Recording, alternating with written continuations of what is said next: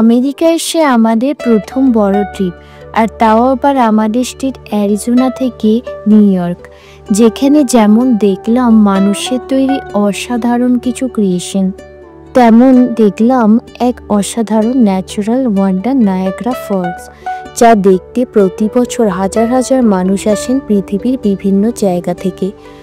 আসুন এই ভিডিওতে আপনাদের সঙ্গে শেয়ার করি আমাদের এই নায়াগ্রা ফলস যাওয়ার ও ঘোরার সম্পূর্ণ এক্সপিরিয়েন্স, যেখানে থাকবে আমাদের নায়াগ্রা পৌঁছানোর ডিটেলস আর জায়গা থেকে আমাদের ইন্ডিয়ান রেস্টুরেন্টের এক্সপিরিয়েন্স। ঘুরে দেখি চলুন নায়াগ্রা স্টেট পার্কের এরিয়াটি, আর যাই চলুন নায়াগ্রার একদম কাছে। প্রথমে পায়ে হেঁটে, তারপর বোটে করে, যেখানে এই বিশাল ওয়াটারফলকে আমরা দেখলাম একদম সামনে থেকে।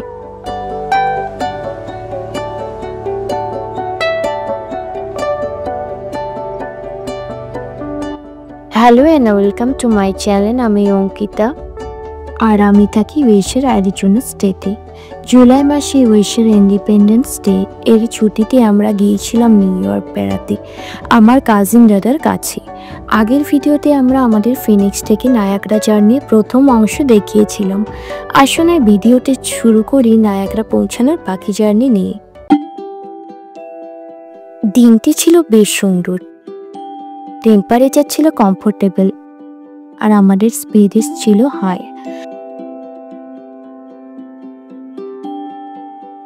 কিছু দূর গিয়ে আমরা একটি গ্যাস স্টেশনে দোকানে এলাম ব্রেকফাস্ট করতে। মোটামুটি কম দামে এইসব জায়গায় কফি, স্যান্ডউইচ এবং আরো কিছু জিনিস পাওয়া যায়, আর এগুলো খেয়ে মোটামুটি বেশ কিছুক্ষণের জন্য পেট ভরে থাকে ভালোই। খাওয়ার পর আবার বেরিয়ে পড়লাম।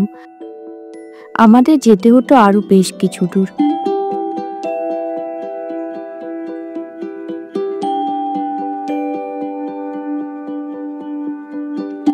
যখন আমরা নায়াগ্রা পৌঁছালাম তখন প্রায় লাঞ্চ টাইম। বেশ ভিড় ছিল এই জায়গায়, আর পার্কিংগুলো মোটামুটি ফুল ছিল। তাই আমার দাদা ওর কার নিয়ে চলে গেল আমাদের ড্রপ করে ওখানে। আপাতত আমাদের কাজ ছিল লাঞ্চ সেরে নায়াগ্রা ফলস দেখতে যাওয়া, তাই এগিয়ে গেলাম এই টুরিস্ট টাউনের দিকে। খাওয়ার জায়গার অভাব ছিল না এখানে, আর তার মধ্যে ইন্ডিয়ান রেস্টুরেন্টে ছিল বেশ কিছু। এর মধ্যে আমরা গেলাম এই বুফে রেস্টুরেন্টে। বেড়াতে এসে $23 দিয়ে এই বুফে খাওয়ার প্ল্যান ছিল না আমাদের এই দিন, তবে আপাতত এখানে এসেছিলাম বলে খেয়ে নিলাম। চিকেন, মাটন, বিরিয়ানি, নান করে বেশ অনেক আইটেম ছিল এখানে। টেস্টও ছিল ডিসেন্ট। খাওয়ার পর আমরা গেলাম এখানকার ভিজিটর সেন্টারের দিকে, আর গিয়ে পেলাম একটা বড় নিউজ। আমাদের জানানো হলো 4 জুলাই হলিডে উইকেন্ডে প্রচুর ভিড়ের জন্য আপাতত নতুন টিকিট দেওয়া বন্ধ করা হয়েছে। এই দিন আমাদের নায়াগ্রা ভিজিট করে ফিরে যাওয়ার কথা থাকলেও এই সময় আমরা ডিসাইড করলাম কাল ফিরে এসে নায়াগ্রার বিভিন্ন অ্যাক্টিভিটিগুলো করব। আপাতত তাই গেলাম এই নায়াগ্রা ফলসকে কাছে থেকে দেখতে। নিউ ইয়র্কের নায়াগ্রা নদীর ওপর এই বিশাল ওয়াটারফলস, যার সুন্দর পরিষ্কার জল এই উজ্জ্বলমনে দিনে দেখতে লেগেছিল দারুণ সুন্দর। বিশাল এই ওয়াটারফল অ্যাকচুয়ালি 3টি সেপারেট ওয়াটারফল নিয়ে তৈরি, যার মধ্যে হর্সশু ওয়াটারফল বা ক্যানাডিয়ান ওয়াটারফল হলো সবচেয়ে বড়, এবং এটি কানাডার সাইডে রয়েছে। অন্যান্য 2টি ওয়াটারফল, যাদের নাম আমেরিকান ফলস ও রাইডারভিল ফলস, ইউএসএর সাইডের। তাই দূরের ওই প্রান্তে যে জায়গায় দেখা যাচ্ছিল সেটি হলো কানাডা।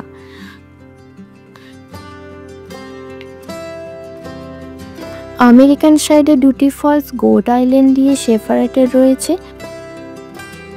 খুব সহজেই যাওয়া যায় এই জায়গা। এই দিন আমরা তাই ঘুরে দেখলাম এই জায়গাগুলি। তবে আর বেশি কিছু না করে আমরা ফিরে এলাম এই দিন কেএফসি হয়ে, কারণ পরের দিন আমাদের এই ফলসকে কাছে থেকে দেখার কথা ছিল। আমাদের অরিজিনাল প্ল্যান ছিল নায়াগ্রা থেকে ফিরে এইখানে স্টে করার, কিন্তু সেই রাত কাটিয়ে আমরা আবার বেরিয়ে পড়লাম সকালবেলা নায়াগ্রা যাওয়ার জন্য। কারণ এখানকার অন্যতম একটি অ্যাট্রাকশন কেভ অফ দ্য উইন্ডসের জন্য আমাদের টিকিট বুক করা ছিল সকাল 9:30টায়। নায়াগ্রা ফলসে এসে কয়েকটি অ্যাক্টিভিটি করা যায়, এটি ছিল তার মধ্যে অন্যতম। সঙ্গে থাকুন আমাদের সঙ্গে এই অ্যাক্টিভিটিতে কি থাকে দেখার জন্য, যাতে আমাদের লেগেছিল $14 করে পার হেড। বেশ কিছুটা লাইন দিয়ে গেলাম আমরা ভেতরে। এখানে একটি ফটো তোলার জায়গাও ছিল, কিন্তু ফটো নিতে গেলে টাকা লাগবে। ভেতরে গিয়ে দেখলাম এখানে নায়াগ্রা ফলসের হিস্ট্রি নিয়ে বেশ কিছু জিনিস রয়েছে এই রুমে। এরপর এখান থেকে যাওয়া হলো এই হলে, যেখানে একটি ছোট ডকুমেন্টারি দেখানো হলো কিভাবে এই ফলস 1800 শুরুতে হাইড্রো ইলেকট্রিক পাওয়ার জেনারেট করার একটি সেন্টার হয়ে ওঠে এবং কিভাবে পরে এই জায়গা হয়ে ওঠে এক ইন্ডাস্ট্রিয়াল হাব। 1901 সালে নিকোলা টেসলা নামে একজন ইঞ্জিনিয়ার, যার নামে এখন ফেমাস টেসলা কোম্পানি রয়েছে, এই জায়গাতেই প্রথম large scale hydro electric power station তৈরি করেন।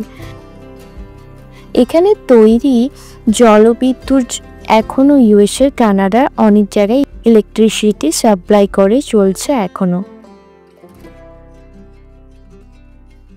দেখতে দেখতে আমরা চলে এলাম আরো ভেতরে।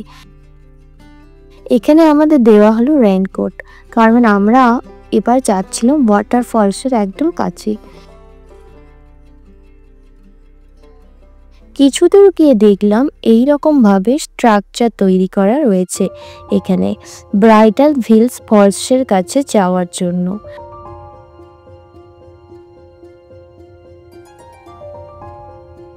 আর কাছ থেকে এই দৃশ্য ছিল অসাধারণ।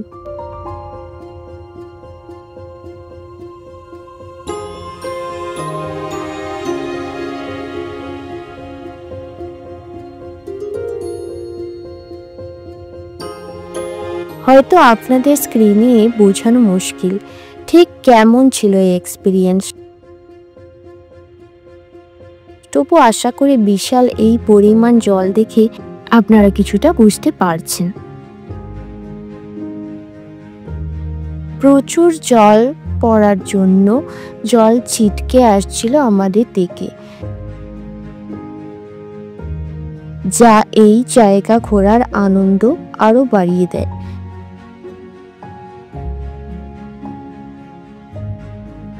বেশ অনেক সিঁড়ি থাকলেও হাঁটা চলার জন্য কোনো অসুবিধা হয়নি এখানে। এই জায়গায় আরো কিছু সময় কাটিয়ে আমরা এবার বেরিয়ে পড়লাম। এবার আমাদের যেতে হতো নায়াগ্রার মেন হর্সশু ফলস দেখতে বোটে করে। কিছু দূর হেঁটে তাই চলে এলাম গোট আইল্যান্ড থেকে আবার অন্য প্রান্তে। বেশ ভিড় ছিল সানডেতে এখানে, তবে লাইন এগিয়ে যাচ্ছিল বেশ তাড়াতাড়ি। আমরাও তাই কিছু সময় পরে চলে এলাম এই উঁচু প্ল্যাটফর্মে, যেখানে থেকে আমাদের একদম নিচে যেতে হবে বোটে ওঠার জন্য।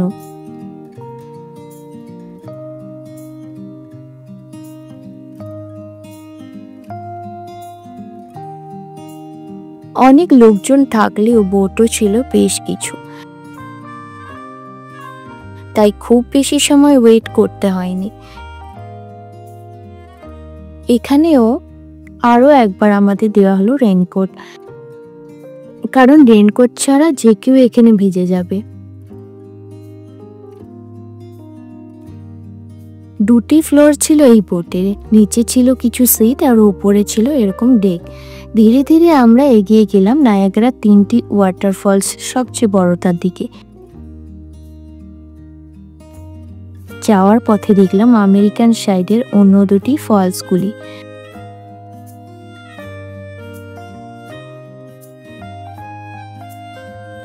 প্রায় মিনিট 15 লাগলো আমাদের পৌঁছাতে মেন ওয়াটারফলসের দিকে।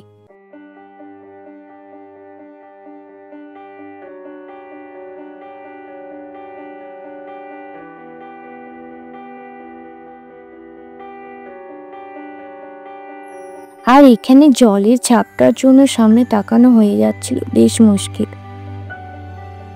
দেখতে দেখতে আমরা এসে গেলাম একদম কাছের এই ওয়াটারফলসে।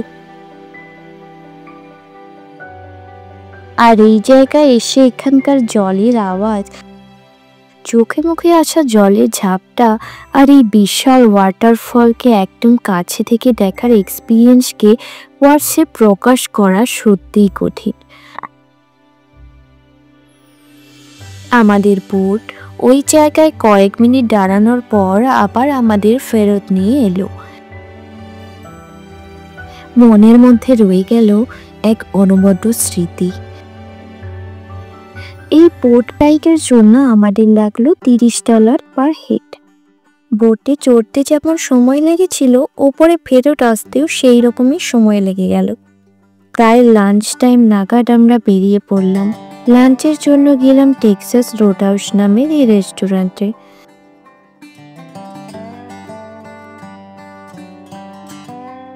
আমেরিকান লোকজন যে ধরনের খাবার পছন্দ করে, এটি হলো সেই জায়গা।